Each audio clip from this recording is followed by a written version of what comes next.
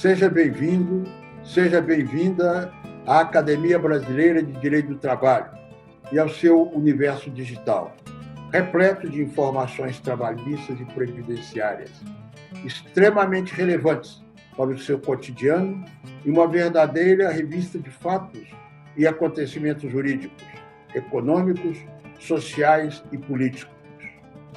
Nas nossas redes sociais, além de muita interatividade, você encontrará notícias, entrevistas e aulas com os maiores especialistas da atualidade no Brasil e no mundo.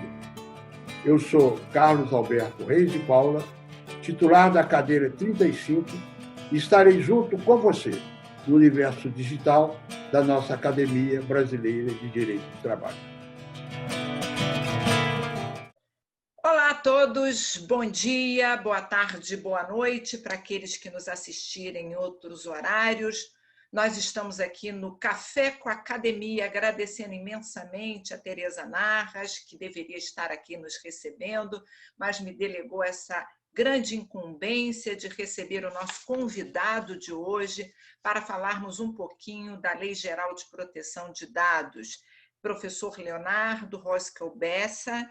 Ele é doutor em Direito Civil pela UERJ, mestre em Direito Público pela UNB, procurador de Justiça do Distrito Federal e aí um grande conhecedor da nossa área de Lei Geral de Proteção de Dados. Vocês já devem estar perguntando por que a gente está ouvindo alguém fora da área trabalhista. Exatamente porque a Lei Geral de Proteção de Dados, Lei 13.709 de 2018, publicada no dia 14/8/2018, não veio, como é o Regulamento Geral Europeu, com um viés trabalhista. Isso é, foi excluída toda a parte trabalhista e ela é uma lei geral, adaptável a vários ramos do direito. Por isso, nós vamos nos abeberar do conhecimento do Dr. Leonardo, que sabe muito sobre o tema, e fazer pequenos links e pontes para o direito do trabalho. Antes de passar a palavra para o nosso professor, palestrante, para que ele também se apresente, é bom lembrar que exatamente no dia 18, isto é, hoje, dia 18/9, entra em vigor, finalmente, a Lei 13.709 de 2018. Eu vou compartilhar rapidamente com vocês um PowerPoint. Acho que vocês estão aí visualizando o PowerPoint. E esse PowerPoint tenta explicar um pouquinho como é que ficou essa lei. A Lei 13.709 de 2018, também chamada de LGPD, Lei Geral de Proteção de Dados, embora tenha sido publicada no dia 14/8 de 2018, ela tinha uma previsão original no seu texto de 1 ano de vigência. Quando, então, é publicada a medida provisória 959 de 2020, que adiava a entrada em vigor para o dia 3 de maio de 2021. Antes disso, gente, só para não trazer muitos dados, a gente também tinha tido uma outra lei postergando a vigência. E essa medida provisória, ela passa por diversas mudanças, mas quando chega lá no Senado Federal, o Senado não vota o artigo 4º, que era o projeto de conversão de lei 34 de 2020, e esse artigo 4º é que determinava a prorrogação da vacatio, isso é, da vigência da Lei 13.709. Como não foi votado, porque entendeu lá o Congresso que isso já tinha sido matéria de uma outra medida provisória, que não podia, na mesma legislatura, repetir, eles não votam no Senado e transformam esse PLV, isso é, esse projeto de lei de conversão de medida provisória, que não tem nada a ver com a área trabalhista, nada a ver com a LGPD, nada a ver com a nossa matéria, transformam em lei. E esta lei foi ontem, dia 17/9, sancionada pelo presidente Bolsonaro.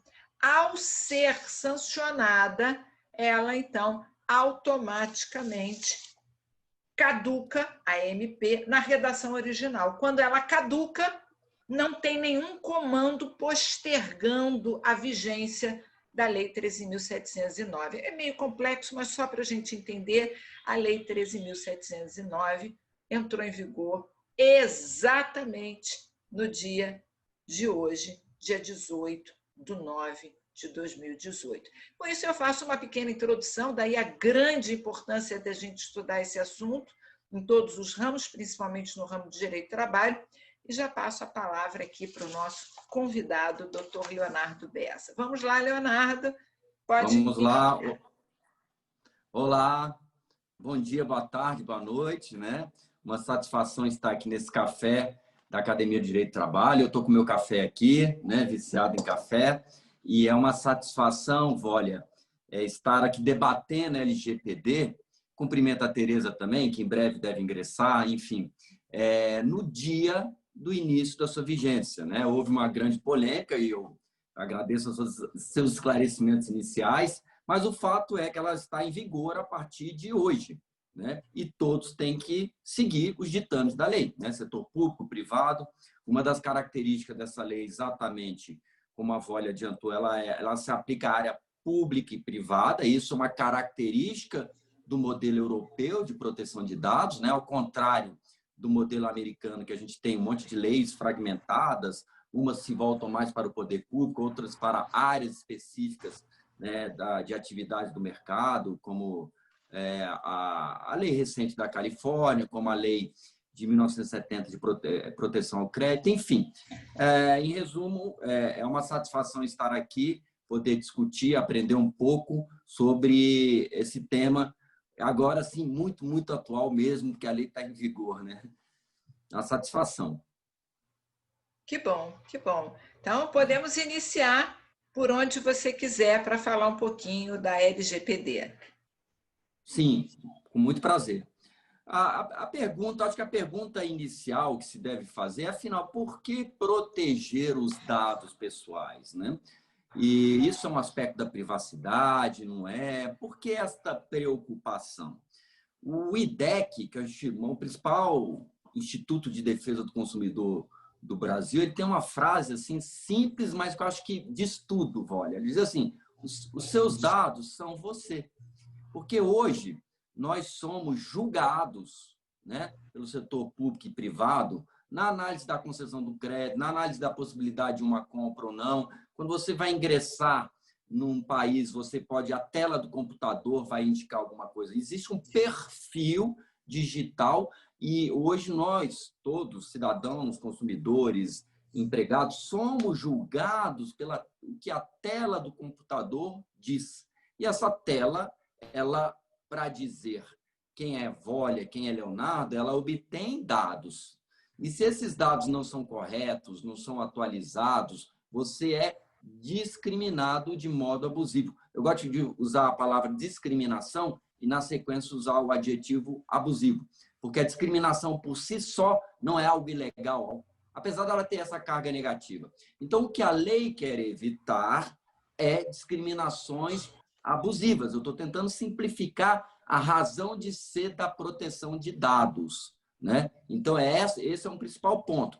Tem um outro ponto, que é a questão que está relacionado à privacidade, a ideia mesmo original de estar só, de não ter que dividir algumas informações com ninguém, com a sociedade, e esta ideia paralela de ser julgado a partir desse perfil digital. Então, a lei vem, e é importante dizer o seguinte, que hoje no mundo tecnológico, de Big Data, o tratamento de dados, esse é um conceito muito importante, né, Vólia, que é o artigo 5º, inciso 10º. O que a lei vai regular? O tratamento de dados. Ué, o que é esse tratamento? Se vocês lerem o artigo 5º, inciso 10, eu não tenho ele aqui, várias ações são tratamento: coletar dados, armazenar, disseminar, classificar. Tem assim talvez umas 12 ações que se traduzem em tratamento. Então, o que a lei quer? Ela quer que o tratamento seja legítimo. Né? Para várias atividades, a gente precisa de dados, né, do consumidor, do cidadão. Para oferecer um serviço público, eu preciso de dados. Para assinar um contrato, eu preciso de dados. Para fazer uma análise de risco de concessão de crédito, eu preciso de dados. Então, o que a lei quer, os dados são importantes, eles precisam ter um fluxo para as coisas acontecerem, mas existem hipóteses autorizadoras. Então, tem que ter um tratamento. O tratamento de dados pode ser legal ou ilegal, né? E o que a lei quer, os dados são importantes para a economia, os dados são importantes para atividades, só que os dados dizem respeito ao aspecto que precisa de proteção, aspecto de privacidade, aspecto do livre desenvolvimento da personalidade. Então, a lei tenta achar um equilíbrio, né, entre essas necessidades. É uma lei de extrema relevância. Enfim, eu tenho tanta coisa para falar, se deixar eu vou falando, mas... Isso. Deixa eu, então, também fazer uma pequena introdução, né? Compartilhando também, mais uma vez aqui, o PowerPoint. Deixa eu só ver qual deles, eu acho que é esse aqui. Queria compartilhar com todos, onde eu também aqui coloco um pouquinho da LGPD, e eu gosto muito dessa visão trazida pelo Leonardo, que nós estamos vivendo nessa sociedade da informação, né? Em inglês, data economy, né? Você tem aí um conjunto de valoração econômica pelos dados da pessoa. Isso começa com todo o desenvolvimento da telefonia e da telemática. É o e-commerce, são os cookies, os monitoramentos, o correio eletrônico, a criação de perfis, as redes sociais, o comércio. E até então, a gente não conseguia visualizar, e eu não sei se você também tem essa sensação, Leonardo, que se a gente for olhar para algo em torno de 8 a 10 anos atrás, a própria empresa, né, que tinha os dados do seu consumidor, né, vamos falar da Amazon, vamos falar aqui dos grandes magazines, ela achava que ela era a proprietária daquele conjunto de dados.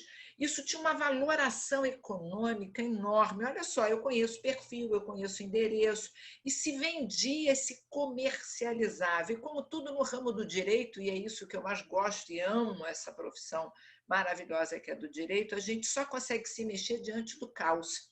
É na superexploração, é no superabuso, é no desvio de função, e é quando a gente vivencia vários, eu tenho também aqui um PowerPoint para compartilhar sobre isso, é quando a gente passa a vivenciar aí várias fases, né, de abuso e de exploração. Trago aqui para vocês, aqui no Rio de Janeiro, não sei se vocês lembram, a invasão das câmeras. Talvez não saiba lá no Distrito Federal, mas aqui no Rio de Janeiro acho que eles são um pouquinho mais abusados. Eles começam a olhar aquelas câmeras que serviriam de segurança às mulheres seminuas ou com roupas íntimas nas praias. A gente começa a ver hackeadores roubando sistemas, até que a gente tem finalmente a questão da Cambridge Analytica. E aquele caso clássico lá atrás, em 2014 e 2015, da Amazon, que selecionava currículos com decisões automatizadas. Então, resumidamente, já para te devolver a palavra, o que a gente percebe é que foi exatamente a partir desse vazamento de dados, da exploração indevida, que deveria existir uma lei, de fato, para dizer, olha só, o dado não é da empresa que coletou. Coletar já é um tratamento, coletar, armazenar.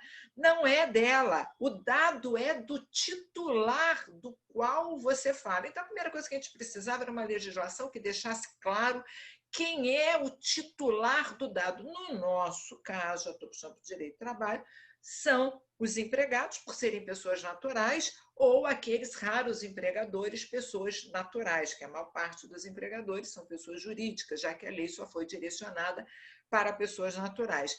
Eu diria que, em segundo lugar, foi para dizer, pelo menos essa minha visão, você me corrija, Leonardo, não concordo, é que agora a privacidade não é bem aquela privacidade que eu estudei na época da Constituição. Provavelmente você também, que é um direito indisponível, que é um bem da vida. Hoje, a privacidade, ela é uma privacidade informacional e decisional. Eu decido o quanto eu quero que você saiba da minha privacidade, eu quero transparência, exatidão, correção desses dados. Então, a gente flexibilizou, a lei não veio para impedir, a lei não veio para dizer não pode, a lei veio, respeite os limites. Pode, mas dentro dos limites. E, por fim, para que a gente possa entrar finalmente no comércio, né, internacional, já que vários países só têm comercializado com aqueles outros que têm compliance, lei de proteção de dados. Então, eu diria que é uma lei que veio trazer segurança jurídica, dizer quem é o dono, veio possibilitar que o Brasil finalmente concorra melhor, e a grande dificuldade da nossa área é buscar para a área trabalhista os seus reflexos. Desculpa, estou te devolvendo aqui a palavra, Leonardo, pode continuar. Eu concordo, Vólia, apenas com algumas considerações, concordo plenamente. Na verdade, esse debate está na Europa desde a década de 80, né? A diretiva que foi revogada pelo Regulamento 679, que é a atual norma, né, vigente na Europa, ela é de 95. Né? Então, por aí vocês percebam. E no Brasil tem vamos dizer assim, um certo paradoxo, né? São poucos países que têm o direito à vida privada, à privacidade na Constituição. O Brasil tem, né? Está lá no artigo 5º, inciso 10º, mas a legislação infraconstitucional ela era muito fragmentada no que diz respeito a esse principal aspecto da privacidade, que é a proteção de dados pessoais. Nós temos, antes da LGPD, é bom lembrar, e que mostra esse amadurecimento do debate, né? Nós temos o Código de Defesa do Consumidor, que trata de bancos de dados e cadastro de consumo, a Lei do Cadastro Positivo, tudo isso amadurecendo o tema, né?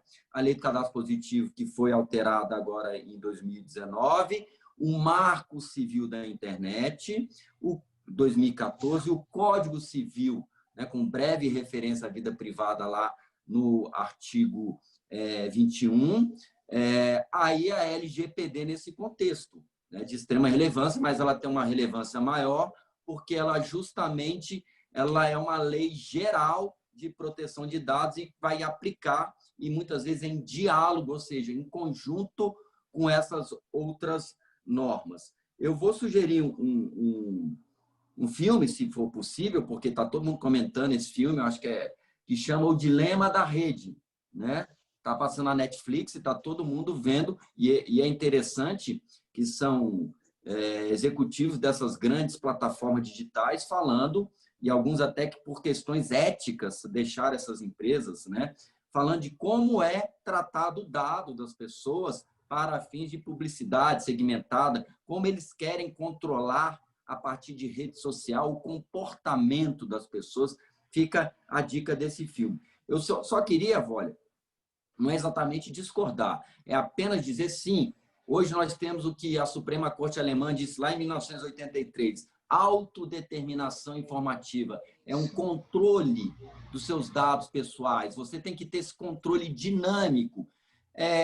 Recusar a transferência de dados, exigir correção, exigir eliminação. Né? Existe um controle muito maior do chamado titular do cidadão. Só que, é isso que eu queria destacar, não é um direito absoluto, é um direito que se confronta com outros direitos, direito de informação, direito, muitas vezes, de liberdade de expressão, direito relacionado a crédito, por exemplo. O maior exemplo, e é a minha área, né, também de direito do consumidor, e as pessoas se assustam, mas eu acho muito ilustrativo, o maior exemplo de restrição a direito à proteção de dados e privacidade histórico vem do Código de Defesa do Consumidor. O artigo 43, ao disciplinar o tratamento de dados úteis para análise de risco de concessão de crédito, né, ele vai dizer assim, esse tratamento ocorrerá independentemente da vontade do consumidor. Né? Se o consumidor está inadimplente, ninguém consulta. Você aceita colocar a sua informação numa base de dados para as pessoas analisarem? Não tem nada disso.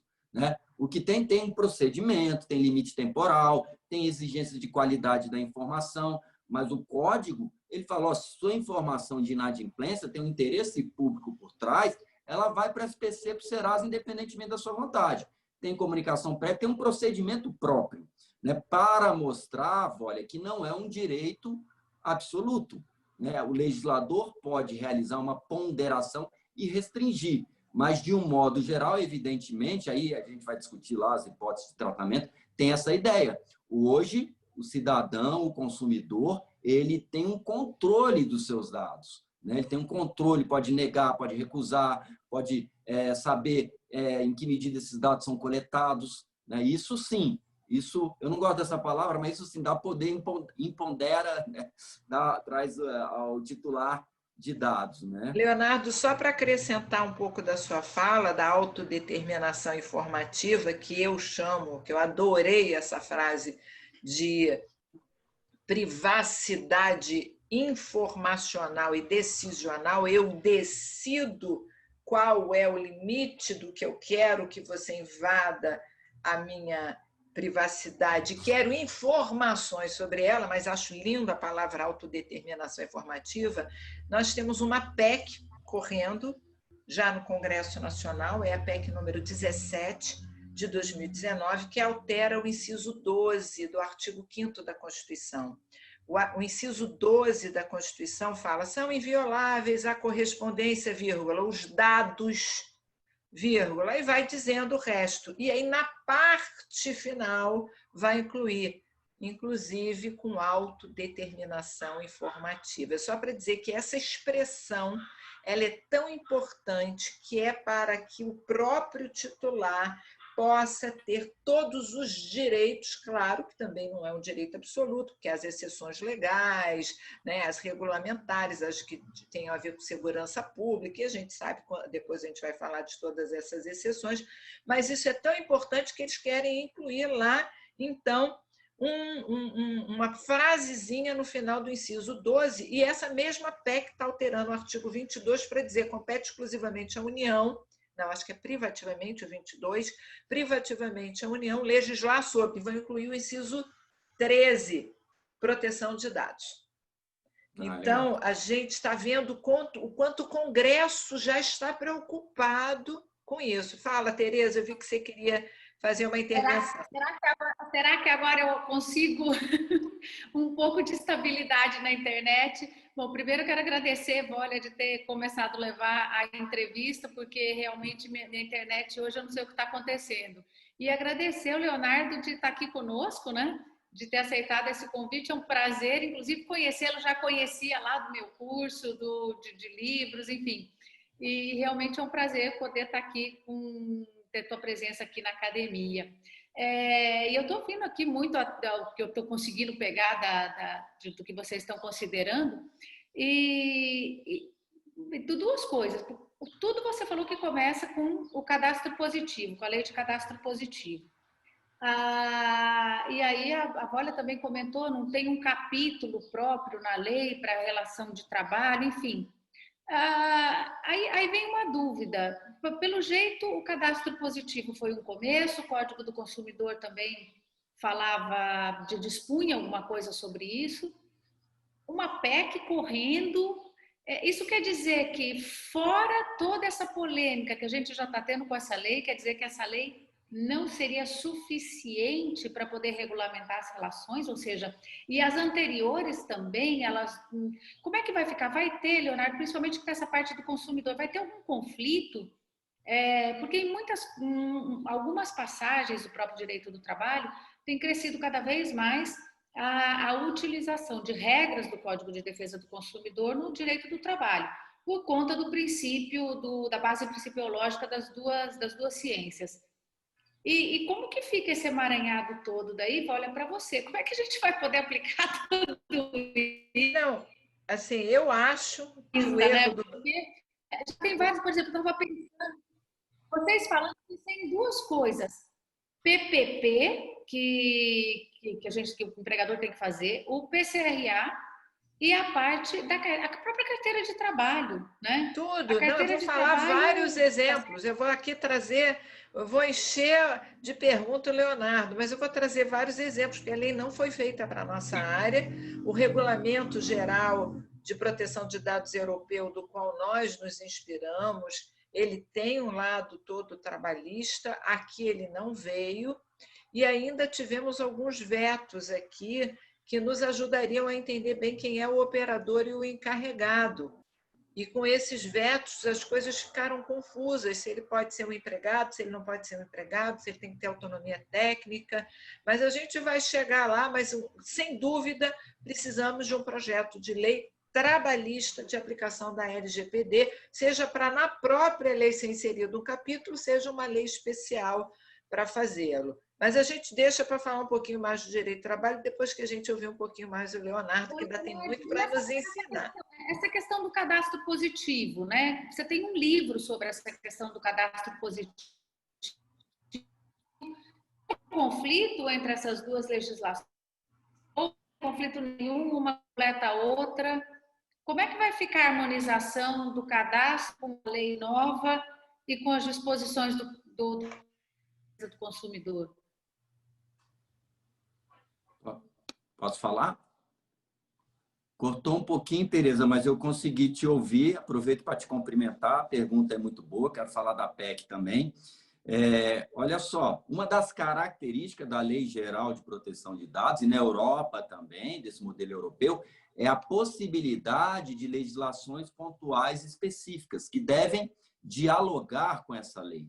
No caso da proteção ao crédito, o artigo 7º, inciso 10º, fala expressamente nessa lei especial e fala de aplicação conjunta, harmônica. O artigo, lá no final da lei, ela é inspirada muito na redação do Código de Defesa do Consumidor. Ela tem um dispositivo que as leis do século XXI fazem, que é dizer o seguinte: ao invés de sair revogando outras normas, ela vai dizer, essa lei estabelece direitos sem prejuízo de outras normas. Então, existe hoje, né, um fenômeno de pluralidade de normas regendo o mesmo fato.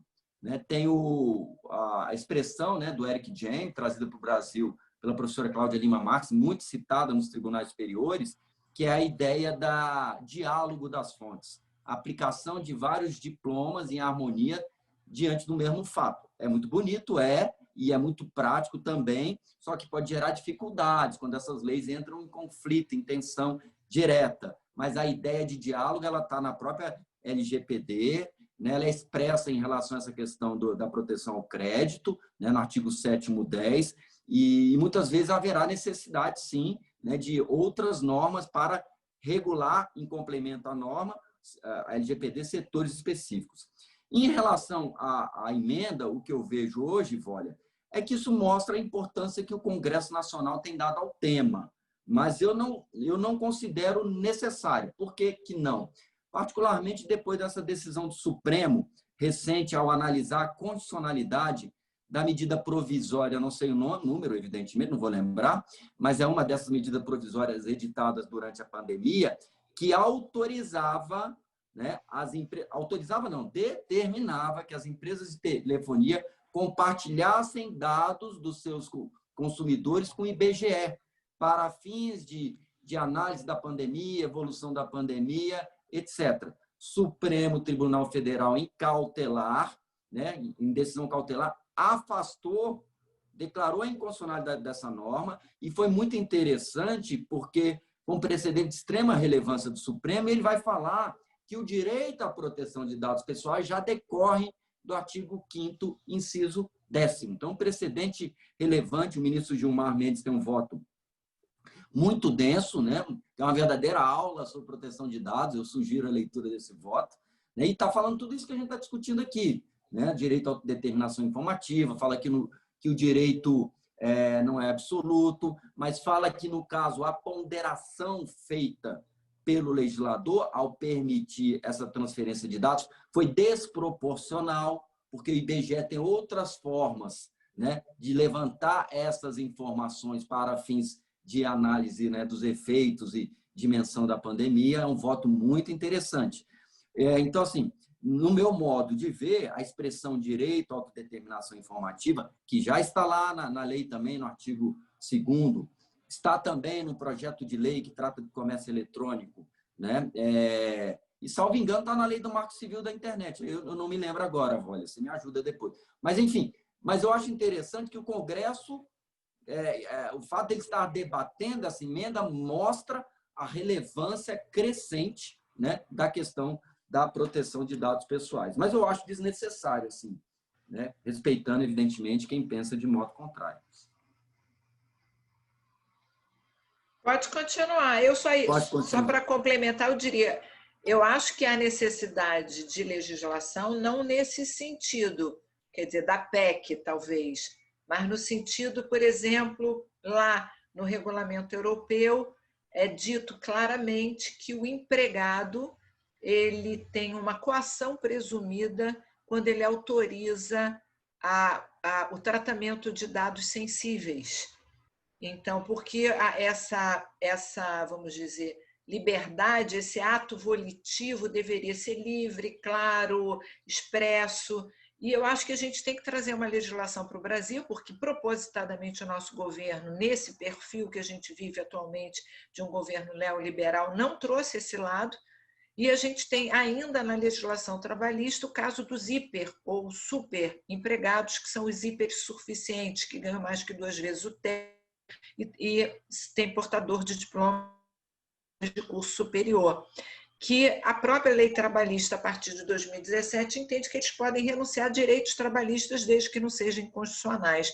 Ora, se esses trabalhadores que ganham mais que R$12.000 e são portadores de diploma podem dispor de direitos trabalhistas contidos na lei, que até então eram de característica pública, de natureza jurídica, eles não poderiam, em algum ou outro caso, dependendo e aí da textura, da complexidade, do peso do tipo do direito, também fazer o consentimento. É claro que se for de um direito irrenunciável, não vou autorizar o patrão a monitorar o banheiro enquanto eu tomo banho.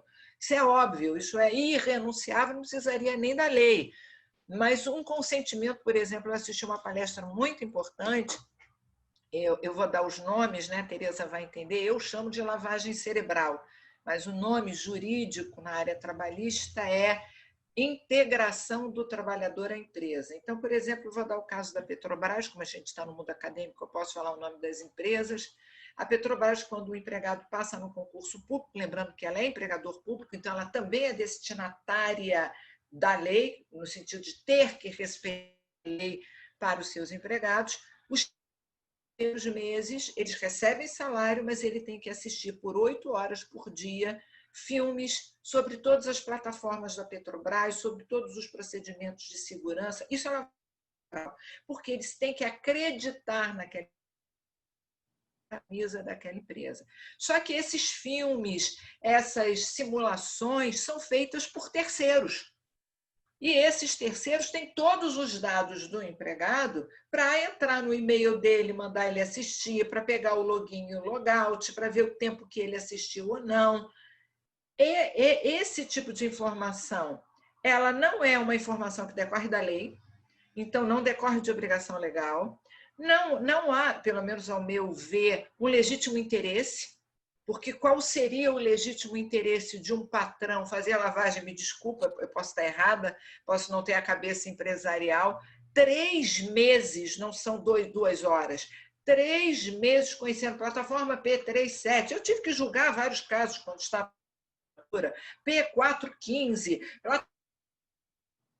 plataforma. Para que o trabalhador que passou para advogado ou que passou para analista tem que conhecer e tem que doar os seus dados? Então, nesse caso, como eu acho que a invasão é no e-mail, no login, no logout, o consentimento seria válido. E pela lei geral, né, o regulamento geral europeu, não seria, porque qualquer relação de emprego haveria uma desigualdade entre empregado e empregador e não seria livre. Então, se eu fosse, né, fazer uma linha de raciocínio, eu diria: os dados que não entrem naquelas exceções, legítimo interesse, segurança pública, segurança da saúde, determinação legal contratual, e que dependam do consentimento, que é uma minoria na área trabalhista, porque quase todos os dados na área trabalhista decorrem de lei, nós vamos ter, e principalmente Tereza, que ainda está na magistratura, e aqueles que ainda estão na magistratura, e eu que já aposentei e estou na advocacia, a gente vai ter que sopesar se o dado é importante, se o dado não tem uma relevância de invasão grande à privacidade, ponderar, sopesar para dizer se aquele consentimento é nulo ou não, sempre olhando também para o hipersuficiente, porque para esse a discussão seria muito menor, salvo os casos irrenunciáveis. Então, há vários exemplos nesse sentido, e eu queria trazer exatamente esse debate. Por isso, eu acho que nós temos necessidade de ter, sim, uma lei, porque se não tiver, a gente vai ter, e eu acho que você já deve conhecer a área trabalhista, aqueles juízes que interpretam muito a favor do empregado, vão declarar nulo qualquer tipo de consentimento, mesmo esse bobo, que é para fazer lavagem cerebral. Olha, você consentiu fazer o curso integrativo, eles chamam de curso integrativo da empresa, eu chamo de curso de lavagem cerebral. É um bobo, ele podia consentir ou não achei que era coagido, eu não vejo coação. E outros juízes vão dizer, não, pode tudo. E eu acho que a lei poderia dar aí um contorno de segurança jurídica em relação ao consentimento do empregado para aquelas informações, aqueles dados que não estejam naquele quadro ou de dado pessoal ou de dado sensível, naquelas exceções em que pode haver o tratamento. Bom, estou devolvendo aqui a palavra, que eu já falei demais até. Mas falou de pontos importantes. Na verdade, é o seguinte, olha, não sei se vocês estão me ouvindo, mas na verdade é o seguinte, você falando dessa questão dos empregados, dos hipersuficientes, me fez lembrar de uma outra categoria que o direito do trabalho praticamente ignora, mas isso não quer dizer que a gente não tenha problema, que é a questão dos altos diretores, que muitos deles são empregados, outros são órgãos da administração, e que essa questão não está resolvida nem na base, agora com proteção de dados eu acho que vai piorar.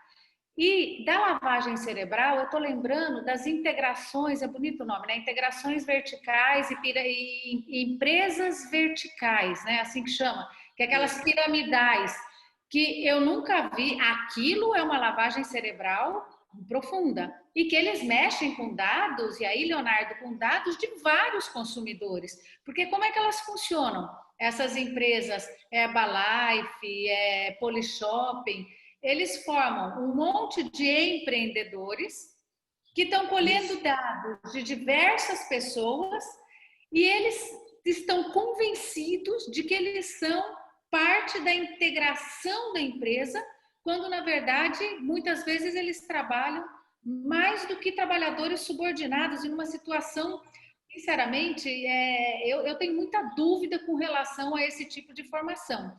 São essas empresas que, de toda forma, eles estão colhendo dados de todo mundo, não só dos empregados, dos trabalhadores que fazem parte da integração, dessa integração vertical, mas de todos aqueles outros, porque é uma corrente, né? Um vai convidando o outro, que vai convidando o outro, e o questionário, eu vi o questionário que eles preenchem, é uma coisa absurda, né? Isso só para começar. Fora o resto, e vem numa cadeia, um elo que vai ligando.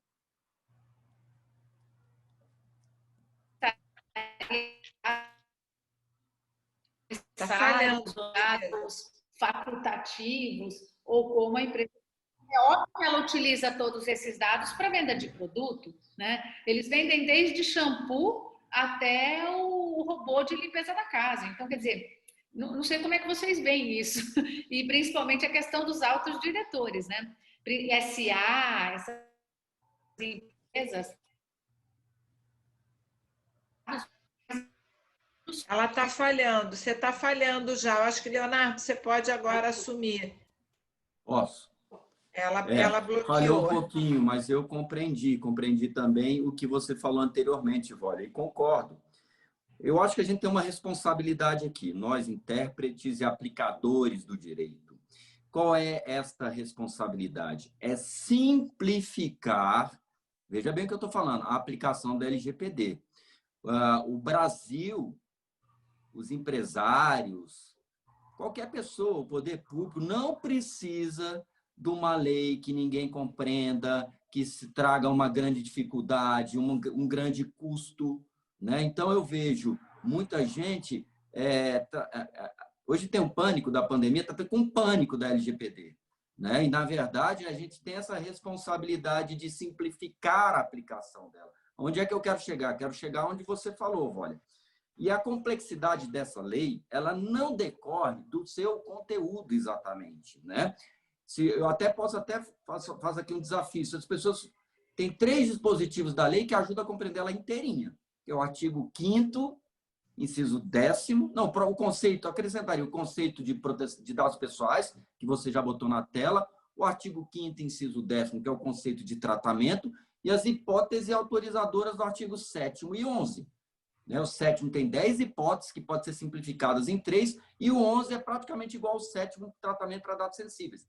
Ponto. Qual é a dificuldade da lei? Eu vou chegar aonde você estava falando. A dificuldade da lei é a mesma do Código de Defesa do Consumidor. Ela tem termos abertos, conceitos indeterminados, né? E aí precisa de dar concretude a esses conceitos. Quem que vai dar essa concretude? Os tribunais. Mas depois de quanto tempo? O Código de Defesa do Consumidor fez 30 anos. Hoje a gente sabe o que é uma vantagem manifestamente excessiva. O que é o legítimo interesse? Então, por que eu estou falando isso tudo? Para concordar com você que precisa lei que dê mais concretude e segurança, né? Então, é importante na área do trabalho ter uma lei que dê concretude e segurança, porque o legislador de hoje ele joga tudo na mão do intérprete. E aí vai estar a Autoridade Nacional de Proteção de Dados. Então, o que eu estou querendo dizer? A complexidade da norma é da sua indefinição, não o que ela quer dizer, é de termos específicos, né? E eu, pontualmente, nessa questão aí do trabalhador, que está numa situação de vulnerabilidade, aliás, uma relação que se assemelha à relação de consumo, tem um voto do ministro Salomão, olha só, um voto antes da LGPD, eu não tenho o número dele aqui, mas que ele já destaca um princípio que está ali na LGPD, que é o princípio da necessidade, que está lá no artigo 6º como decorrência da boa-fé objetiva. E olha o caso, e depois a gente vê em que medida aplica nas relações trabalhistas. Ele considerou nula e abusiva uma cláusula que fazer uma autorização automática, né, contrato de adesão do consumidor ao contratar um administrador de cartão de crédito, ele autoriza o compartilhamento amplo dos seus dados para outras instituições financeiras, para outras empresas do conglomerado. E o ministro Luiz Felipe Salomão fala assim, não, o consumidor tinha que ter a opção de não assinar essa cláusula, porque ela não é necessária para o serviço que está oferecendo. Não é necessário eu ter um cartão de crédito que meus dados ali sejam autorizados ao compartilhamento, dados detalhados. Então, a questão da necessidade e a opção do consumidor e do empregado fala assim, não quero, isso não é necessário. Essas informações, né, e essa necessidade ela pode ser vista na perspectiva de todas as hipóteses autorizadoras. Evidente, se a lei é muito clara, tem que passar os dados nessa situação aí, tudo bem, né? Mas na análise do consentimento, na análise do legítimo interesse, a gente sempre tem que ponderar a necessidade daquele dado para o fim destacado, né? Foi o que o Supremo fez, falou, esses dados não são necessários, né? Há outros meios menos ofensivos de você atingir a finalidade, que é pegar informações sobre pandemia, etc. Foi o que o Supremo falou. Então, acho que esse raciocínio vale, com certeza, para o direito do trabalho, né? Sim, puxando um gancho, Leonardo, se é possível, é claro que eu tenho que ouvir e ler a lei com links ao direito do trabalho. Eu fui procurar a portaria do Ministério do Trabalho, que a lei trabalhista diz que o empregador tem que ter um livro de registro de empregados e delega ao Ministério do Trabalho, hoje Ministério da Economia, o poder de dizer quais são esses dados mínimos. Então, eu fui lá na portaria ver. Então, o empregado, para ser admitido, tem que dar, além do nome, né, que é óbvio, né? CPF, que é óbvio, o número da carteira de trabalho, que é óbvio, e a gente está falando desse princípio da minimização ou da necessidade do mínimo necessário, que eu chamo de minimização, vem pedindo certificado de reservista, título de eleitor, filiação. Eu me pergunto, para que esses dados? Já que você pode ser um empregado licitamente, isso é, não existe nenhum impedimento em nenhuma lei de você ter a carteira assinada porque não votou, né, porque não está em dia, ou porque não serviu às Forças Armadas, ou não pegou a baixa, não sei como é que se chama. São dados absolutamente desnecessários. É claro que eu acho, no meio disso tudo, que, por exemplo, gênero é necessário na contratação, se é mulher ou homem, porque nós temos tratamento diferenciado na legislação para a mulher, de peso, de compreensão física, de gestação, né? Então, eu acho que tem funções específicas, lavagem de banheiro feminino, que são trabalhos mais, vamos dizer, personalizados. Mas aí eu pergunto, com a lei entrando em vigor hoje, eu tendo uma legislação incompatível, apesar de ser uma mera portaria do Ministério do Trabalho, mas é uma portaria com delegação normativa, isso é com força de lei, que foi a lei que disse que a portaria poderia fazê-lo, eu posso entender que isso está revogado? Aí eu já vou responder, acho que sim. Não tem que dar o certificado de reservista, ainda bem que eu não sou homem, que eu não tenho isso, nem o número de título de eleitor. Sim, mas existe um outro problema. A gente tem um tal de um e-social, que é um programa em que o empregador só consegue andar de uma tela, não sei se eu chamo assim, para outra, para cadastrar junto ao Ministério da Economia o trabalhador para fim do CAGED, para fins de cômputo, cálculo, se derem esses dados. Quer dizer, a gente ainda vai enfrentar, eu sei que as penalidades ainda não estão em vigor, ainda falta um ano para entrar em vigor as penalidades administrativas, que são altíssimas, vai até 50 milhões de reais o teto, mas a gente vai ter que começar a fazer isso que você falou, a gente tem que olhar para dentro, para o direito do trabalho, no seu caso, para o direito do consumidor ou qualquer outra área, eu tenho que olhar para dentro e dizer, olha só, gente, a gente tem que mudar essa portaria. Para que vai pedir esse tipo de pergunta? Eu ainda me pergunto se o nome dos pais é importante. Talvez seja importante, porque a CLT diz que, em caso de morte, ele tem direito a 2 dias de falta, mas era só levar o atestado. Aí se diz, não, é importante o nome da filiação, pai e mãe, porque para evitar o homônimo. Não, mas a gente tem um número que é chamado NIT, Código de Identificação do Trabalhador, e o CPF, que já o fazem. Você não precisa do nome do pai e da mãe. E se ele tem um nome de homem e ele tem um nome social diferente, porque é um transsocial, eu tenho que constar isso do e-social, da ficha de registro.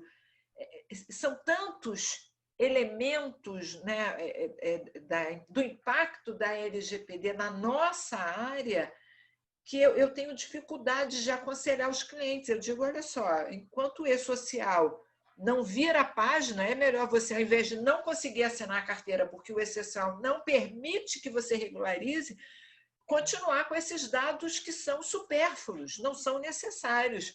E vamos tentar rever isso. Não sei se você está entendendo o que eu estou querendo falar. Apesar da modernidade da lei, do princípio do mínimo necessário, do interesse legítimo, não há nenhum interesse legítimo para esses dados, que a gente vem exigindo há anos. Eu fui ler o rol, eu ria só de ler. Acho que o nome dos filhos, sim, porque você tem o salário família, então o salário família é pago até os filhos com 14 anos vacinados, então eu acho que o nome de filiação é importante, dos filhos, mas não dos pais. Então, a gente começa a enfrentar uma série de critérios burocráticos, e para não dizer que ainda tem, foi de 2019 que parou, a cor. Ainda tinha a cor. Ainda bem, eu acho que depois da LGPD, mesmo não estando em vigor, saiu lá a cor parda, negra, porque senão ainda teríamos que enfrentar essa discriminação exigida por um sistema, que é uma coisa bem difícil. Desculpa, mais uma vez estou devolvendo a palavra. Não, eu estou aprendendo aqui e concordando plenamente. E o que eu penso, e aí é importante, isso vai demorar um pouco, olha, com a lei, precisa criar o quê? Uma cultura de privacidade. Porque a gente automaticamente sai preenchendo isso aí. Muitas vezes, eu particularmente, fico bastante irritado, né? Desde do ingresso num hotel, outro dia, né? Vou falar num seminário virtual, aí a plataforma digital que vai dar a base desse seminário me pediu tantos dados que eu quase desisti, né? Data de mais ou menos nessa linha aí, até data de nascimento era necessário, né? Então, assim, é importante o cidadão começar a ter uma cultura de privacidade, começar a questionar mesmo a necessidade dos dados, porque o que acontece é o seguinte, se você olhar para o STJ, olhar para o artigo 43, que, né, cuida do tratamento de dados para fins de proteção de crédito, você vai ver que o assunto que mais tem súmulas do Código de Defesa do Consumidor é o artigo 43. São 6 ou 7 súmulas só sobre o artigo 43. Aí você pode chegar a uma conclusão equivocada. Tá, tem muitas ações, são milhões de ações sobre o artigo 43, então o brasileiro já tem uma cultura de proteção à privacidade, correto? Errado. Por que o brasileiro questiona o artigo 43? Porque por uma questão material, ele fica sem crédito. Se o nome dele está indevidamente no SPC, no Serasa, ele vai atrás, seja para pedir uma indenização, seja para pedir a exclusão, porque ele não tem cartão de crédito, ele não está em desuso, mas, enfim, não consegue passar um cheque, não consegue parcelar, não consegue um financiamento, então gera esse debate. Então, eu concordando com você, me parece que dos grandes desafios, né, e eu colocaria vários atores que precisam implementar isso aí, é a cultura da proteção à privacidade, que é você chegar e fazer essa pergunta aí, dentro da minimização. Por que é necessário? Né? Levar isso para a ouvidoria, enfim, às vezes a maior parte das pessoas vão preencher ali na hora, mas no segundo momento questionar isso, né? Ah, é uma portaria? Cadê? Isso tem uma hierarquia normativa observada? Ela está incompatível com a LGPD? A gente tem que começar a questionar isso, porque esses dados têm um valor muito grande e muitas vezes essas fichas, elas são meio que seguir o padrão, o modelo de uma outra, né? Então, não, pega ali o modelo da outra, aí coloca lá uma série de dados, de exigências de informações pessoais, que hoje tudo você tem que perguntar exatamente como você está fazendo. Qual a necessidade desse dado específico para o fim que ele está sendo coletado? É o princípio da necessidade, fundamental. Podemos continuar. Quer falar mais algum assunto? Quer que eu provoque? Eu tenho muitas Não, provocações. Eu posso falar, assim, dentro dessa perspectiva de simplificação, assim, o que as pessoas precisam fazer, os chamados controladores? Eles precisam ter, simplificando a norma, porque não me agrada muito esse pânico que estão colocando aí. Eles precisam ter uma hipótese autorizadora de tratamento de dados. Ponto. Então, eu realizo tratamento de dados? Resposta, sim ou não? Sim. Se eu realizo, eu sou poder público ou entidade privada? Entidade privada. Então, nós vamos... Porque o poder público tem uma regulamentação específica, lá, artigo 21 e seguintes, né, que tem alguns problemas, mas entra lá naquela regulamentação específica. Eu sou uma empresa, né, eu sou uma entidade civil, né, então eu vou para o artigo 7º, analisar uma das 10 hipóteses autorizadoras. Aí já fala, não, mas isso é muito confuso. Na verdade, olha, se você analisar o artigo 7º, que corresponde ao artigo 6º do regulamento 679, a gente simplifica em 3 grandes grupos as hipóteses de autorização de tratamento de dados. Primeiro, consentimento informado, né? Que o direito à privacidade tem disponibilidade, enfim, decorre desta ideia, disponível com consentimento em meio à informação, sabendo finalidade, podendo revogar. A lei depois vai detalhar o que é, em que consiste esse consentimento informado. Segundo grande grupo, quando a norma autoriza ou impõe o tratamento de dados, né? Então, quando aquele tratamento de dados decorre de obrigação legal. Aí você vai falar, poxa, Leonardo, mas lá tem várias hipóteses. Todas aquelas hipóteses, salvo do legítimo interesse, é espécie de situação em que a própria LGPD já fala que está autorizado. Então, a norma, o legislador fez uma ponderação de direitos ali naquele caso concreto e vai dizer, ó, para assinatura de contrato, os dados inerentes àquela assinatura são importantes, para fins de proteção à saúde do cidadão, você pode também obter dados. Então, são hipóteses, são exemplos de hipóteses que a própria lei autoriza. E o terceiro grande grupo é o legítimo interesse, que está lá no artigo 7º, inciso 9º, salvo engano. Esse, sim, o mais complexo. Por quê? Porque ele é muito aberto. Você pode realizar tratamento de dados sem manifestação de vontade quando tem um legítimo interesse do controlador ou de terceiro, desde que isso não afete direitos fundamentais do titular de dados. Ou seja, uma cláusula muito aberta, mas eu digo que ela vai exigir a ponderação em concreto do intérprete. Então, quando o legislador ele autoriza o tratamento de dados sem a vontade, que é o segundo grande grupo, o legislador faz essa ponderação. A hipótese do inciso 9º é o intérprete fazendo esta ponderação, né? E é divertido pelo seguinte, né, Wally? Eu até brinco com meus alunos. E a gente vai dar exemplo, a gente dá aqueles exemplos que todo mundo concorda, né?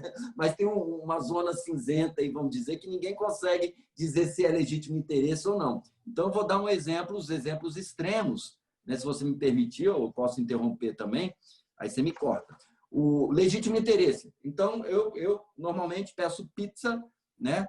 O consumidor pede pizza no delivery. Hoje o delivery né, ganhou uma dimensão muito grande na pandemia e você passa dados pessoais, né? Alguns necessários, a maioria necessários e tal. Pode aquela pessoa jurídica transferir esses dados pessoais para outra pessoa jurídica da mesma franquia, por exemplo?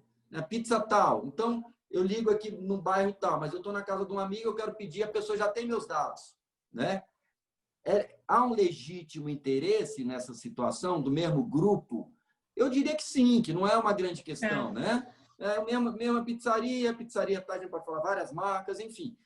Então, assim, há um legítimo interesse, não tem consentimento do consumidor, eu passei da pessoa jurídica A para B, até achando que isso facilita realmente a vida do consumidor, né? Agora, pode, outro exemplo, por isso que fica fácil, pode essa pizzaria passar os dados dela para uma associação de operadoras de plano de saúde para fins, depois de uma análise? Evidentemente que não tem um legítimo interesse, né? Então, e no meio termo, aí no meio termo que será o grande debate. Então, a pessoa tem que olhar o artigo 5º, o 7º e tentar encaixar numa das hipóteses. E ali está um tratamento regular ou irregular. Ponto. Estou simplificando. Né? Se o tratamento for irregular, aí o que acontece?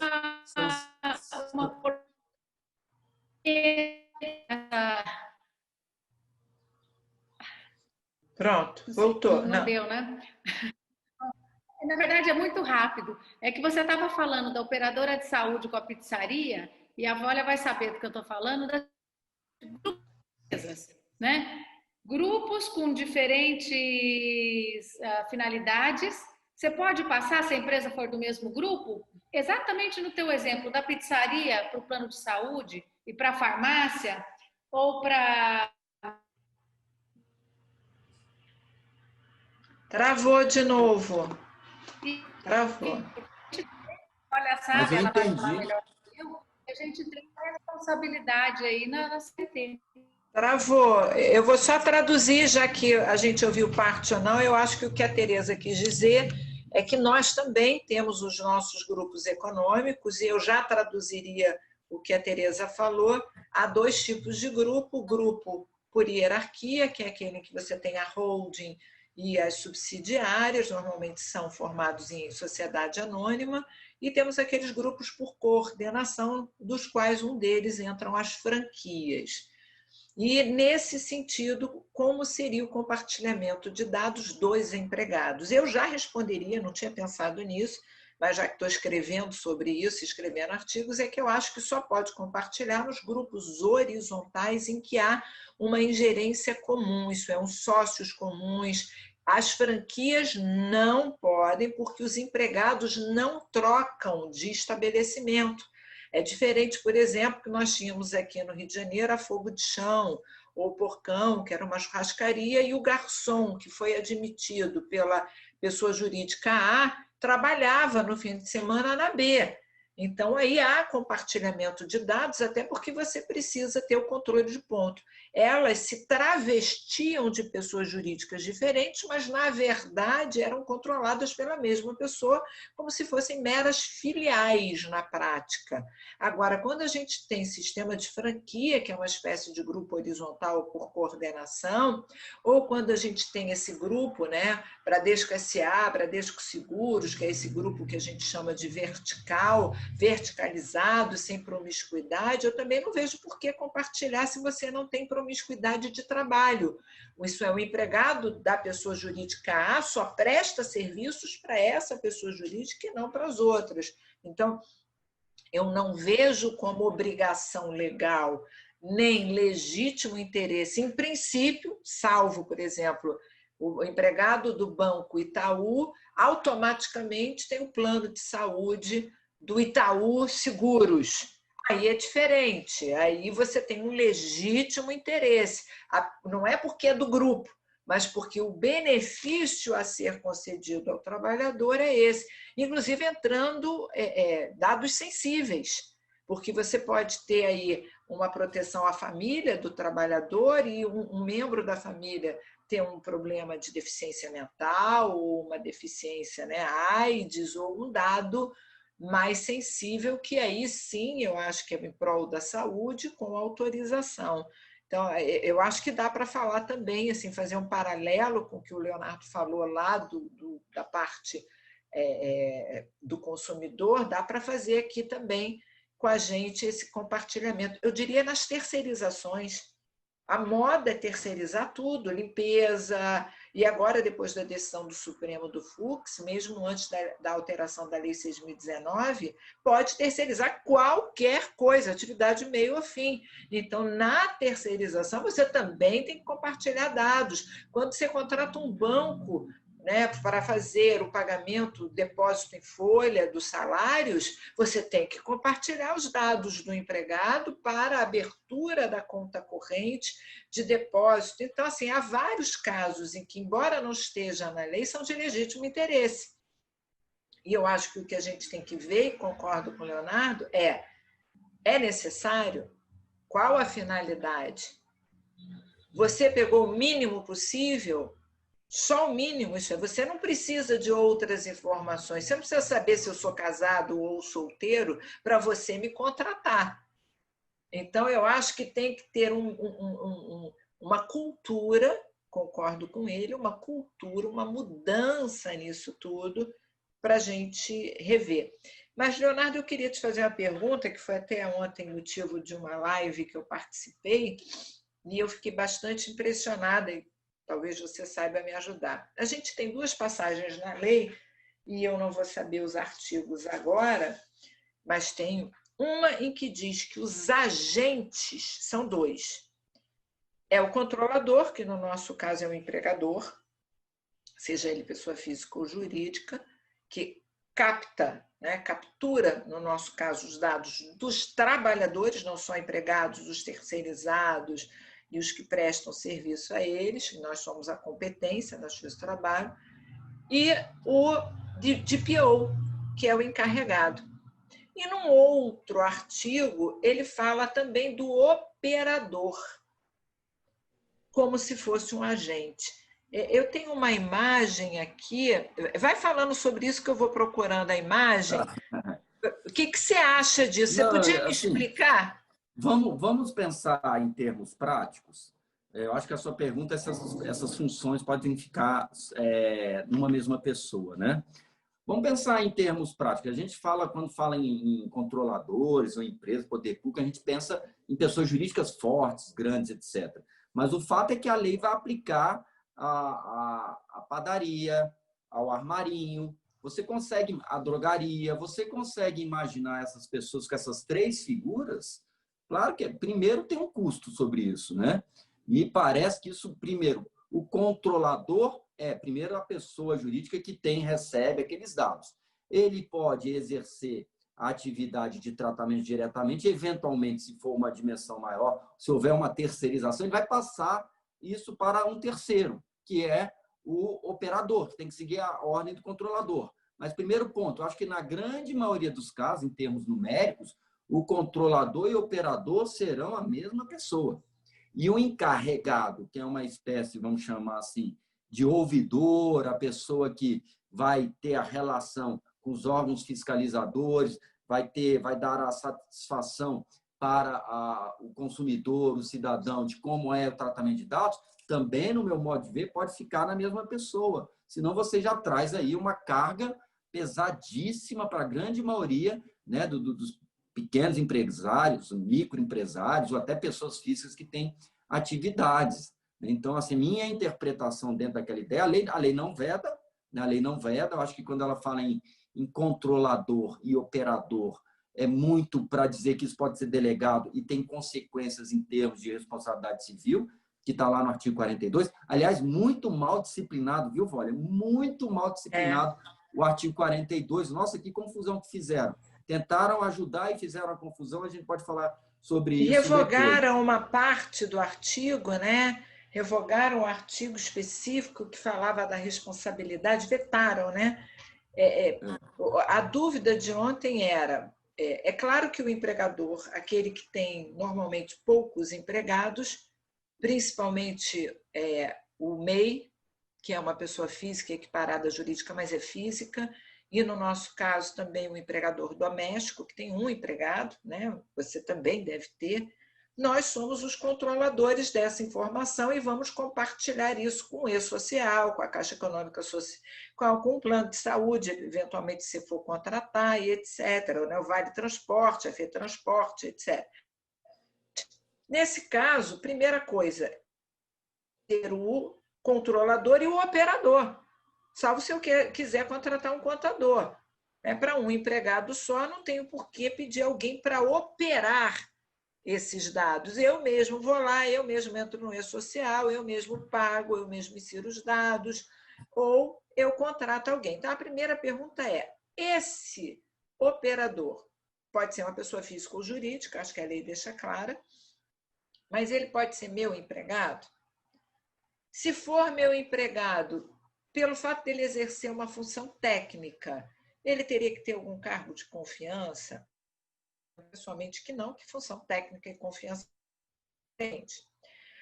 Qual é a responsabilidade dele, já que eu deleguei a ele?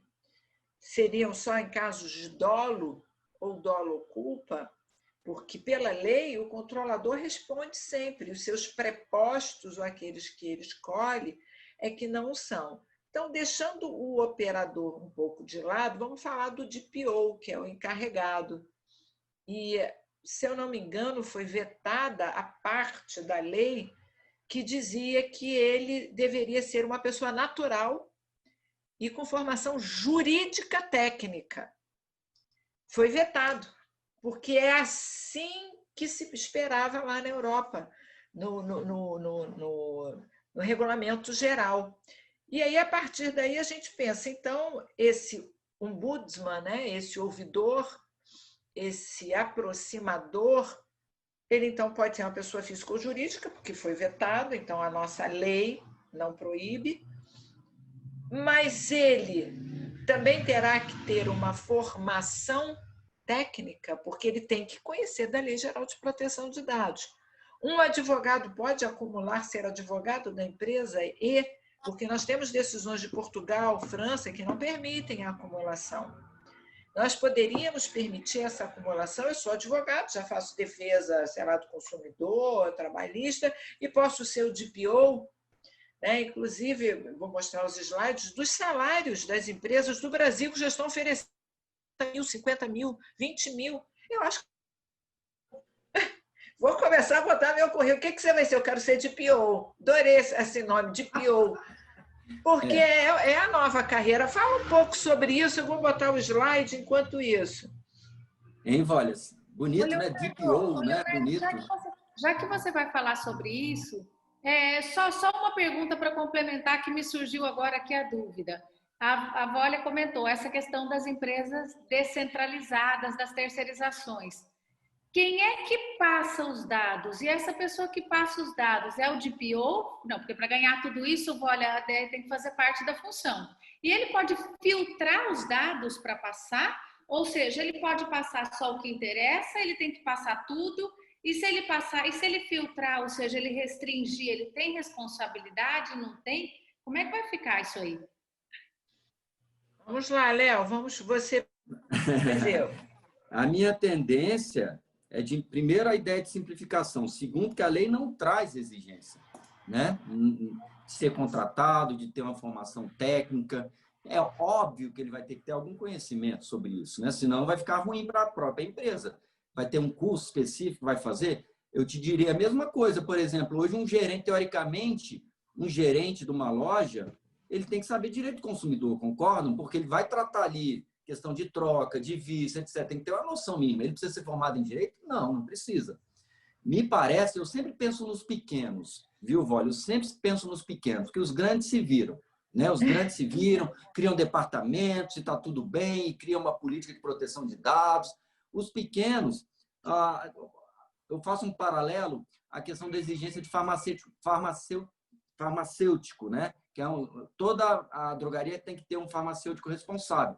O farmacêutico ele é responsável por várias drogarias, né? Pode ser que aconteça que tem um DPO responsável, ou o próprio advogado, quando essa pessoa jurídica já, né, tiver um advogado, às vezes não tem, mas a ideia, a tendência, acredita, é que num comércio tenha o DPO, ele é DPO, sei lá, o encarregado de, sei lá, 20, 25. O importante não é ter vínculo trabalhista, não ter a formação, o importante é atender às exigências da norma, né? Que é exatamente essa ideia do ombudsman do ouvidor. E ele pode, às vezes, exercer isso plenamente, até sem estar fisicamente, né, no estabelecimento, né? De novo, eu estou pensando nos pequenos, né? Que a gente sempre tem essas normas, a gente fica pensando nas mega empresas e esquece que talvez 90%, falar do mercado de consumo, são pequenos empresários, pessoas que você não pode botar uma carga. E mais, se coloca, quem paga isso é o consumidor. Pequeno detalhe, né? Como não tem almoço de graça, você vai colocando, vai dando esse impacto de regulamentação, de mais deveres com custo, o que acontece? Os preços dos produtos sobem. Então, tentando te responder, como a lei não traz exigência, me parece que todos os meios, a forma desse encarregado, ela é muito ampla, muito livre. O importante é ter uma pessoa designada como encarregado e que essa pessoa atenda às exigências normativas. Entendi. Vamos lá, então vamos por partes. O que eu acho é o seguinte, o DPO, ou encarregado, né, um nome brasileiro, não sei por que escolher esse nome, eu entendo como o professor Leonardo que ele tem que ter conhecimento mínimo. O ideal é que fosse da área do direito também, mas não acho que necessariamente tenha que ser, pode ser de TI, né, tecnologia da informação, mas eu acho que ele tem que ter um conhecimento, um know-how apurado sobre o assunto. Acho que ele pode ser um terceirizado, ele pode ser uma pessoa física ou jurídica, e ele pode ser um empregado. A discussão se ele é empregado ou não é porque ele tem inteira autonomia no seu trabalho, na sua função. Mas, olha, quando você contrata um médico, ele tem inteira autonomia na função dele. Ele pode ser empregado do hospital. Quando um grande escritório contrata um advogado, no meu caso, que eu estou num grande escritório, ninguém vem dizendo, olha, não quero que seja RO, tem que ser embargos de declaração. Não, eu tenho inteira autonomia no exercício da técnica da minha função. Então, eu não vejo como dizer que o fato dele ser empregado, está subordinado ao patrão, impediria que ele fosse o ouvidor. Não vejo dessa forma, eu acho que ele pode ser. Não vejo necessidade de dizer que ele é um cargo de confiança, porque ele não vai ter comando, gestão da empresa. Ele não vai ter subordinados, ele é um ouvidor, ele é um intermediário, né, entre os titulares do dado e o controlador. E ali há, sim, uma responsabilidade do controlador, salvo nos casos de má-fé, né, de dolo do encarregado. E a única dúvida que eu teria são esses casos que têm sido julgados no exterior, porque para a gente é muito novo, de acúmulo de funções. Será que eu já poderia pegar? Então, vou dar o caso aqui do TJ, não sei, aí em Brasília e Tereza em São Paulo. A gente já tem o primeiro caso em que já saiu, eu tenho aqui o número da resolução, vocês não liguem que cada hora é uma coisa que eu anoto num papel diferente. O TJ já determinou que o presidente do TJ é o controlador, o servidor tal é o DPO e o operador é o servidor tal. Primeiro, eu acho que a lei fala em um DPO, fala em obrigatoriedade. Há um outro artigo lá no finalzinho, eu não me lembro se é os 50 e poucos da lei, que diz assim, quando a agência nacional for criada, poderá ser flexibilizada a regra da necessidade do DPO. E eu já diria que é inviável você exigir do empregador doméstico e do MEI, que só pode ter um empregado, que ele tenha um DPO. Se os salários do DPO hoje estão variando, vou abrir, estou procurando o PowerPoint, as propagandas que eu achei aí no LinkedIn, 20 mil, 30 mil, eu não vou mais ter empregado doméstico, porque me sai mais caro ter o DPO que o próprio empregado.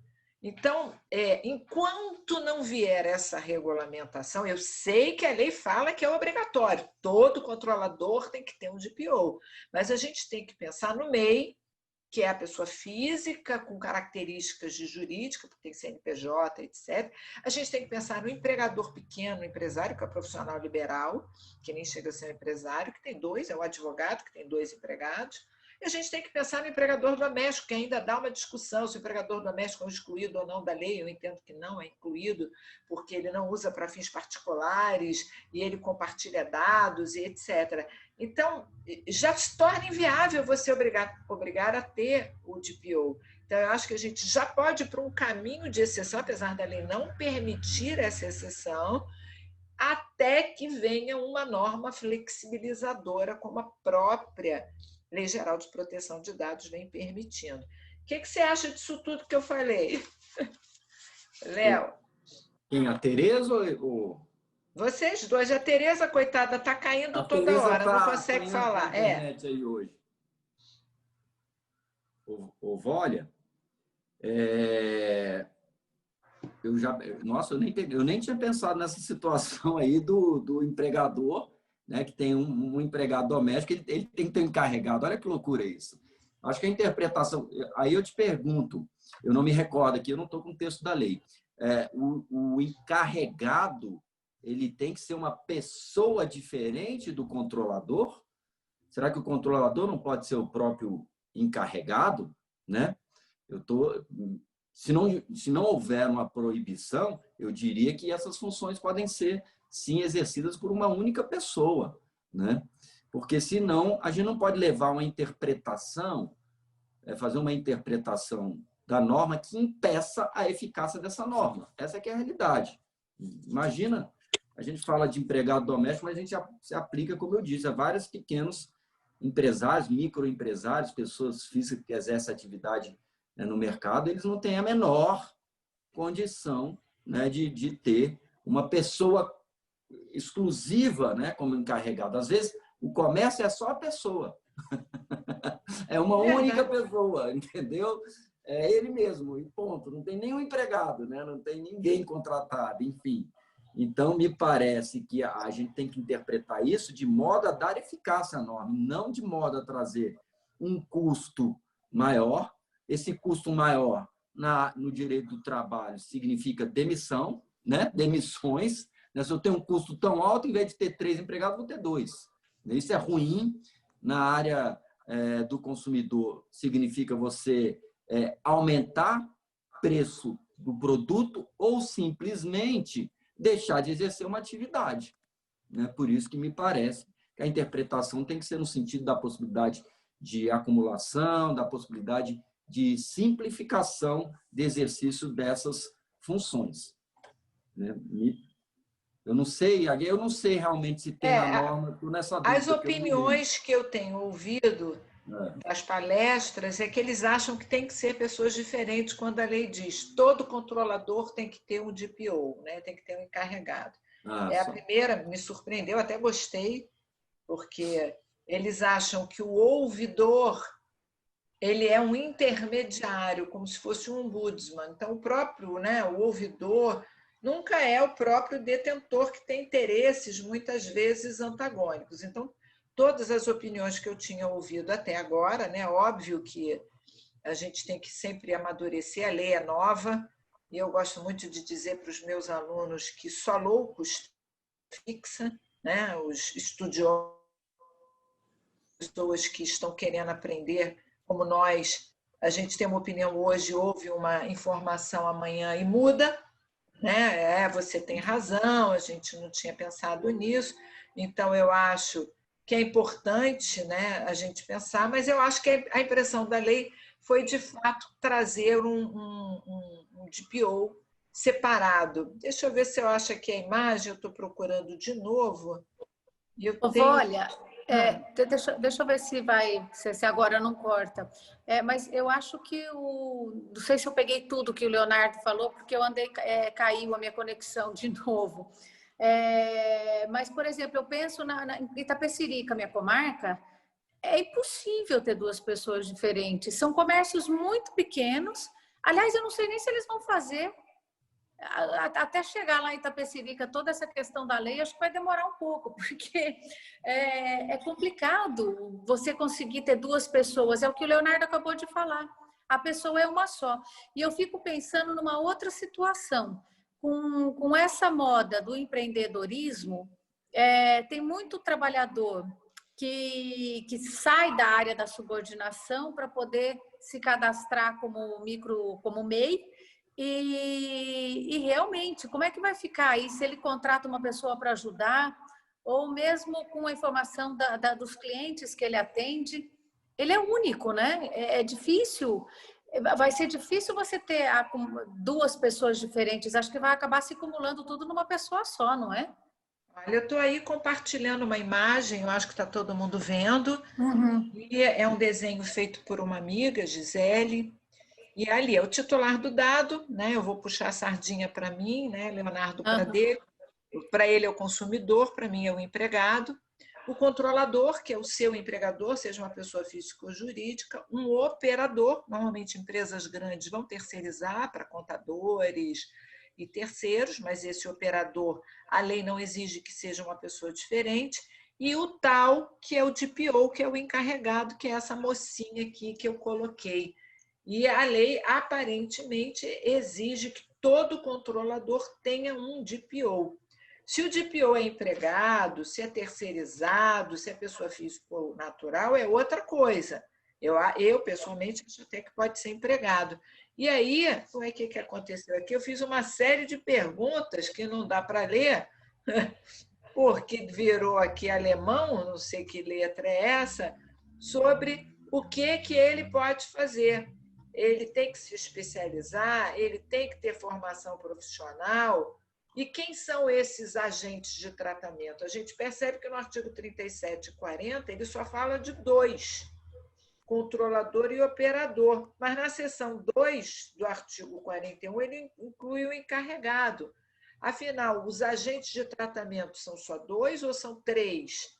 E o que ele tem que fazer nesse meio tempo? Então, a gente tem aí uma série de controvérsias sobre essa visão do controlador, que é quem decide o que vai fazer. O próprio coitado do operador é só um empregado que cumpre as ordens, né? Você mandou incluir isso, eu incluí. É só aquele que põe a mão na massa, que opera, né? Então, aqui eu fiz uma imagenzinha mais ou menos isso.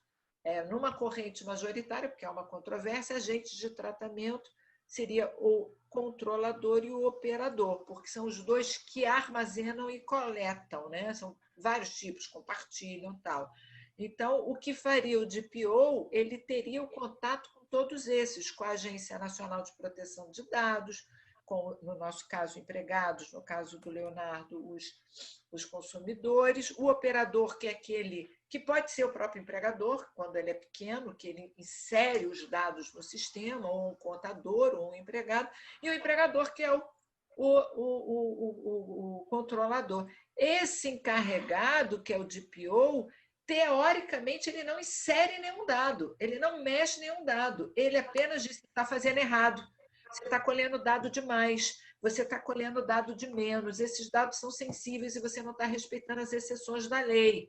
Então, a gente tem aqui alguns questionamentos muito difíceis, né? E, pelo menos eu acho, da gente superar de como a gente faria, né? Só para a gente ver aqui o artigo 5º da lei, a gente já está aí com mais de 1 hora de live para a gente encerrar e partir para a semana que vem para outro.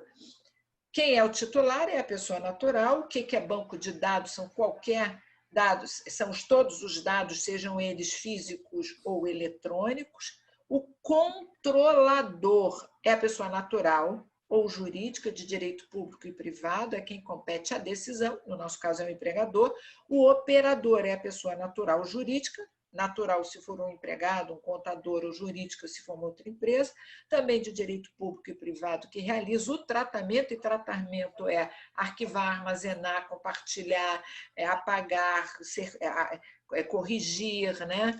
E o encarregado, que é essa pessoa indicada pelo controlador e operador para atuar no canal de comunicação entre o controlador e os titulares do dado. Então, eu acho que quando o artigo 5º, inciso 8, diz que ele tem que atuar entre o controlador, que é o empregador, e a agência nacional, significa que eles não podem se acumular na mesma pessoa, e por isso deveriam ser pessoas diferentes. E as grandes discussões são, então ele pode ser um empregado, ele tem que ser um autônomo, porque ele é subordinado, e a gente começa com essas discussões todas, que são lindas, maravilhosas, mas que merecem aí horas de debate. Mas aí então vai uma pergunta para os dois, né, para fechar e a gente não abusar mais do coitado do Leonardo, que a gente convidou para 50 minutos e já estamos indo aqui para 1h30.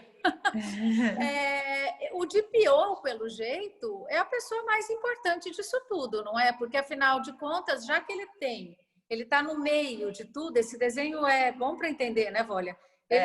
Ele tem o contato com todo mundo. E, teoricamente, me parece que é ele que vai ser responsável para dizer se a informação que tem que ser colhida, ou a informação que foi colhida, ela é correta ou não, ou ela é suficiente ou não. Então, no final, todo mundo acaba ficando na mão dele, é impressão minha. Não, eu acho que a pessoa principal... Aqui, eu fiz as perguntas. Olha as perguntas só do DPO. Quais são as atribuições do DPO? Aí eu já falei, né? Ouvir...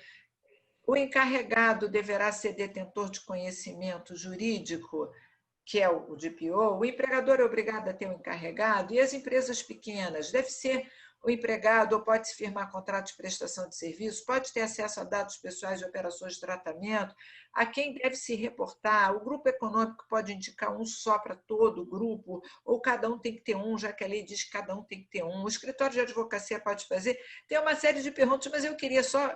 Eu sei que está no final. Olha só, gente, as vagas. Não sei se dá para ler aqui. Olha o primeiro. Saiba como se tornar um DACTA, né? Protection Officer. Nova profissão. Salário, 20 mil. De 16 de outubro agora, de 2019. Olha o outro. Analista de compliance e privacidade de dados. Também, procura esse emprego. Olha aqui o do LinkedIn. Nós temos salários que chegam a 50 mil reais. Olha aí, nova lei de proteção de dados cria carreira de direitos com salários de até 50 mil reais. Então... É melhor trocar de profissão. É isso que eu falei. Eu acho que ele tem que ser uma pessoa que conheça a matéria, um técnico especializado na matéria, mas o mais importante é o controlador. Ele é o que nós somos, eu, pelo menos, né? Vocês ainda estão na carreira pública, eu já saí. Nós, advogados, fazemos o quê? O contencioso, mas também fazemos o preventivo. Ele é o preventivo. Ele é a pessoa que diz, olha só, no meu caso, né, eu hoje advogado, eu chego para a empresa e digo, se você fizer isso, o Ministério vai pegar no seu pé, porque você é trabalho escravo, isso aí eu não sei fazendo despedida coletiva, tem que dizer, olha, o auditor fiscal também vai te pegar por causa disso, você não pode fazer isso porque tem a portaria tal, tal, tal, tal. Aí no ramo jurídico eu digo, a CLT não permite isso, a Constituição não permite. Isso é, nós já praticamos esse aconselhamento olhando os órgãos administrativos e os órgãos jurídicos, né, o judiciário, o jurídico. Então, eu acho que o DPO ele nada mais é que um expert no aconselhamento da empresa, na postura de compliance, na postura correta dessa empresa. Mas eu diria que o cabeça que se faz a coisa certa ou errada é o controlador, que é o empregador, né? Que pode fazer tudo errado, não quero nem saber. Pegue todos os dados, vou fazer que nem o Facebook fez, vou dar lá para Cambridge Analytica todos os dados para influenciar na eleição. Não sei, né? Eu acho que tem. O que você acha, Leonardo? Já para a gente caminhar aqui para o final. Eu vou concluir lembrando de um aspecto. Foi promulgada agora, né, uma lei da Califórnia, né, que está sendo considerada a lei mais avançada de proteção de dados. Ela iniciou a vigência em 2020, né, com California Consumer Privacy Act.